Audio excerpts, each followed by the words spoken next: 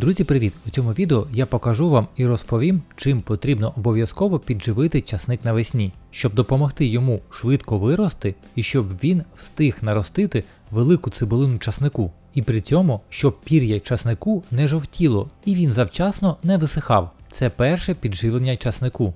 Робити я його буду з чистої органіки. Для його приготування мені знадобиться 10 літрів води і курячий послід. Бажано використовувати гранульований. І зараз я вам поясню, чому він кращий. Гранульований послід, він більш концентрований, у ньому більше азоту, фосфору і калію, але водночас у ньому немає аміаку, якого багато у свіжому курячому посліді, який в свою чергу згубно впливає на розвиток рослин і у великій кількості призводить до їхньої загибелі, обпікаючи кореневу систему. Гранульованого курячого посліду знадобиться всього 1 літрова банка, а також ще одна перевага гранульованого посліду в тому, що його не потрібно настоювати 7 днів, щоб вивітрився аміак, а також щоб повністю у свіжому посліді загинули шкідливі комахи та їхні личинки, яких у свіжому посліду дуже багато, а в гранульованому їх немає. Тому нам потрібно, щоб гранульований послід просто розчинився,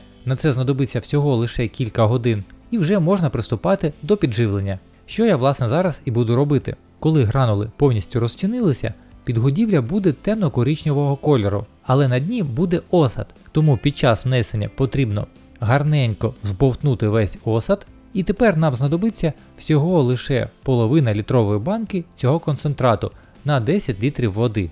Вливаємо і також ретельно перемішуємо, щоб він гарненько змішався з водою. І як ви вже здогадалися, що такої кількості концентрату вистачить навесні одобрити весь город, тому що з 10 літрів концентрату ми отримуємо 200 літрів готового збалансованого підживлення, в якому багато азоту, фосфору і калію, а також інших макро та мікроелементів і ніякої хімії. Попередньо я грядку полив звичайною водою, а тільки потім вношу це добриво. Це потрібно, щоб ґрунт був вологий і таким чином підживлення глибше проникне.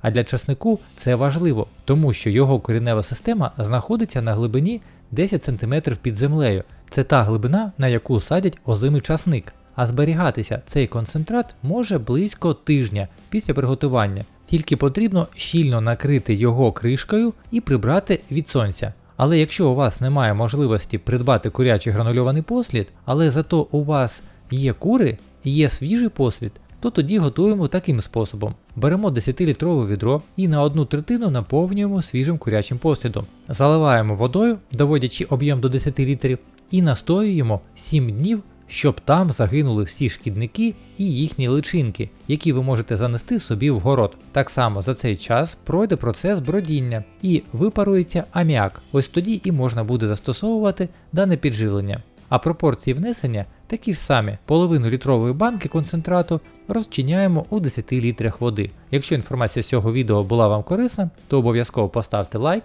не забудьте поділитися цим відео з друзями, а також підписуйтесь на мій канал, щоб не пропускати вихід нових відео. Я вам бажаю вдалого дня і до зустрічі у нових відео.